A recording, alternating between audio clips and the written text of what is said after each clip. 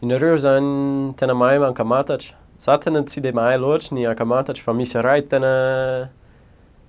tena tadidiko ty ankamantatra ty. Misaotra betsaka ny razaka mandeha misy nampianatra ty ankamantatra ty. Tsy mety adinoko le izy. De hanombako zaho de hijanona hoe hiandry kely hoe mety 10 seconde de hamaly ny ankamantatra aho. Iny ary, misy trano aray ary mandeha ny télé sy ny radio nefa tsisy mipetraka ao anatin'io trano io.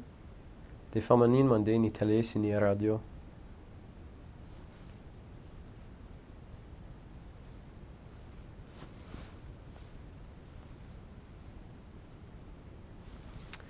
Satria mitsangana daholo izy ireo, de zay le izy. Misaotra betsaka anareo. Maso toa aby e.